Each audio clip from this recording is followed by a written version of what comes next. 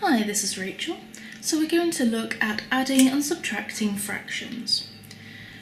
Now, when we've got two fractions and we're asked to add or subtract them, the first thing we need to do is look at the denominators, so these bottom numbers. When our denominators are the same, like in this first question, it's actually quite easy to add these fractions together. So when the denominators are the same, the denominator for the answer will always be the same denominator. Now this is quite useful. And then the numerator, we just add these two numbers together. So our numerator is 1 plus 3. And so that gives us 4 over 6. Now you may have spotted we can simplify this to 2 over 3. So when you're looking at these types of questions, make sure to see whether the question is asking you to simplify or not. So that's when we have two fractions where the denominator is the same. Sometimes our denominator will be different. So here we have a question that is asking us to do 6 over 11 minus 1 over 3.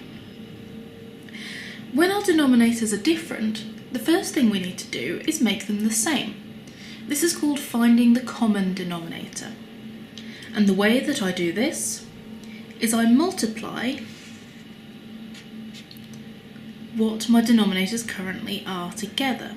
So I'm doing 11 times 3. So I'm going to write this out as two new fractions, both with this new denominator. So 11 times 3 is 33. So I'm going to give both of those fractions the denominator of 33. Now, for this first fraction, 6 over 11, because I have multiplied the denominator by 3 in order to give me this 33, I also need to multiply the numerator by the same amount. Because I'm not changing what the fraction is, I want it to still be the same fraction, so I have to do the same thing to the top and to the bottom. So I've multiplied the bottom by 3, so I need to multiply the top by 3. So I'm just going to write up there 6 times 3 to remind me. And then looking at the second fraction, this time I've multiplied my denominator by 11 to give me 33. And that means I need to also multiply my numerator by 11. So my numerator times 11. Okay, so let's do that calculation. So 6 times 3 is 18, and that's over 33. 1 times 11 is just 11, and that's over 33. So now I've got two fractions with the denominator the same.